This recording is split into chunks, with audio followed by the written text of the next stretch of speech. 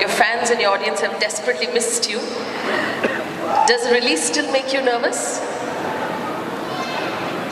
You know, people think I'm pompous if I answer it the way I would like to answer it honestly. But because I promise, because you're doing the interview, I'm going to be honest. I don't think I need to be nervous. I think they're going to be all super hit films.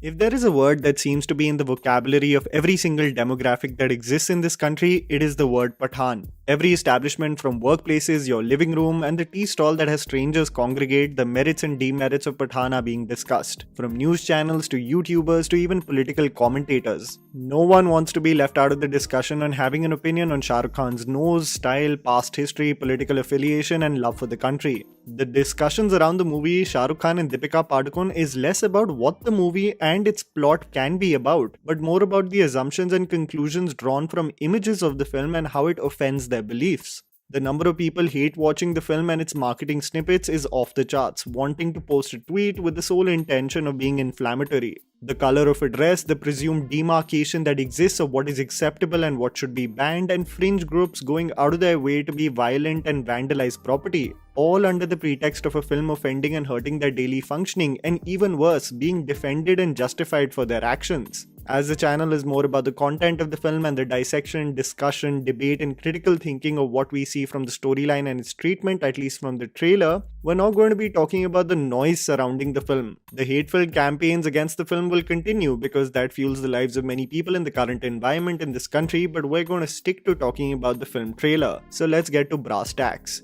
The underwhelming aspects. Certain VFX shots and disguise choices. The thing that happens with a movie presented on such a scale is that it is bound to put a creator like Siddharth Anand in such a position where he has to up the ante and the scale. So you gotta go bigger in the kinds of action set pieces you're going to create. This leads to an integration of practical as well as CGI and VFX shots that are not as pleasing as one would want to be. I absolutely loved the shot of Pathaan escaping the establishment where he is confined on a chopper, but wasn't so happy with the aerial shots of both him and Deepika setting out for a mission. The blonde look of Deepika, which might be a disguise, definitely looked odd as the forehead almost had a life of its own in the frame. I'm actually the most worried for the jetpack sequence because we all know how it turned out to be in Saho. But I hope it doesn't become the forefront of the main action set piece because it is the hand-to-hand combat, or at least the glimpses of it, where I was totally invested.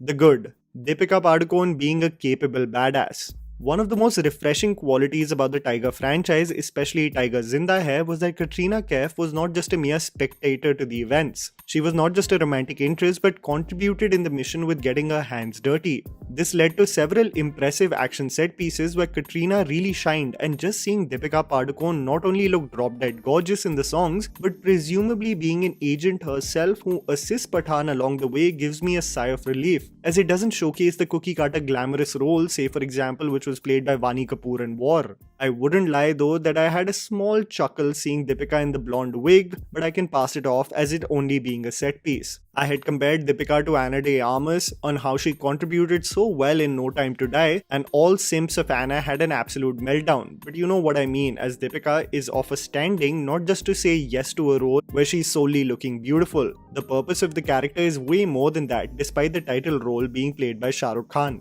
Hand-to-hand combat sequences. I remember watching this thumbs up ad with Shah Rukh Khan and thinking it would be so bloody cool to see him in action set pieces in Pathaan just like this. And looking at the introduction shot in the trailer while he is battling goons in a train, it seems to promise more of the same. I think the best part about the trailer was not actually the high-octane action set pieces which boast of flying in the air and physics-defying stunts, but the gritty combat that is taking place on the ground, when fists are drawn among characters. Whether it be the set piece as Pathaan is escaping from the shackles, something that we saw in the teaser, the train sequence, or when he meets John Abraham on the top of a truck, it actually is when I got the most adrenaline rush, rather than the frames of hanging on planes or setting off on jetpacks. Shah Rukh Khan's body language and delivery. More than it just being about Shah Rukh Khan returning on the big screen after 4 years and how we have been desperately waiting to see him, there is a swagger and baritone delivery to his character that is reminiscent of movies like Rais and Dawn. An inherent confidence due to the possession of being not only physically but mentally capable to ward off challenges as a secret agent.